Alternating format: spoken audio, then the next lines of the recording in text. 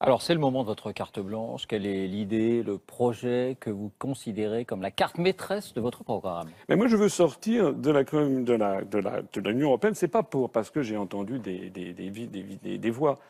C'est parce qu'il faut que les Français sachent, je l'ai déjà dit, je le redis, que ça, c'est le programme commun du prochain président de la République française et du prochain Premier ministre s'il ne sort pas de l'Union européenne.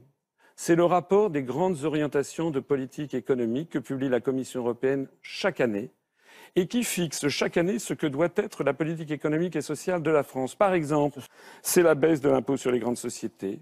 Autre débat relancé ce week-end, celui de la baisse de 7 milliards d'euros des prélèvements obligatoires qui méritent quelques explications. C'est le gel du SMIC. Bonjour et bienvenue dans cette édition du 13h à la une. C'est un rapport qui ne va pas passer inaperçu. Un groupe d'experts se prononce contre une revalorisation du SMIC au 1er janvier prochain.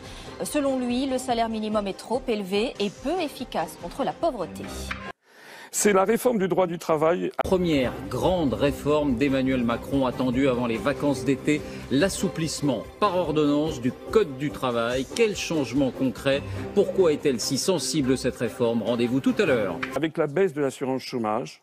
Bonsoir à tous et bienvenue. Nous sommes le mardi 26 décembre et dans l'actualité ce soir, il y a d'abord les sanctions qui pourraient être alourdies contre les chômeurs jugés pas assez actifs dans la recherche d'emploi. Selon une note confidentielle, le barème serait durci.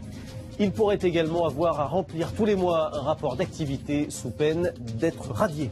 Ça, moi je fais ça. Voilà ce que je propose aux Français de faire. Moi je veux sortir de ça.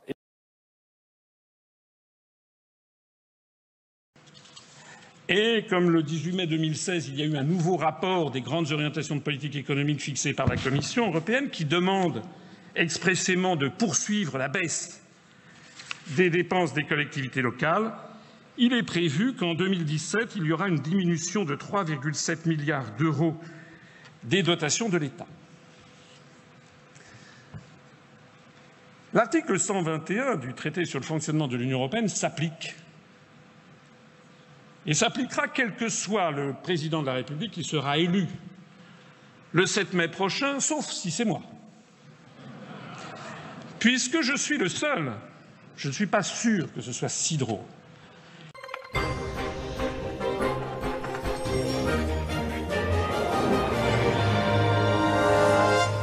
Bonsoir à tous. À la une de l'actualité ce soir, 300 millions d'euros de crédit en moins pour les collectivités. La colère gronde chez les maires de France. Après la baisse surprise des dotations, un décret est passé en catimini. Malgré les engagements d'Emmanuel Macron, l'opposition dénonce un mauvais coup. Astrid Mesmorian sera en direct.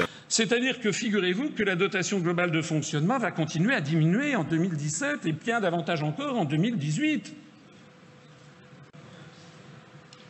Je propose donc, si je suis élu, d'arrêter immédiatement les fusions forcées de communes.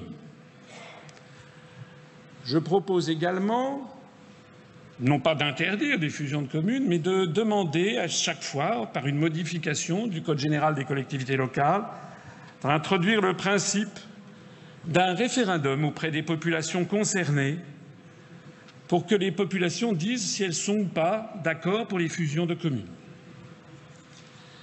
Je prévois bien entendu de revenir à la dotation globale de fonctionnement d'avant 2014 et de 2013. Je vous remercie de votre attention.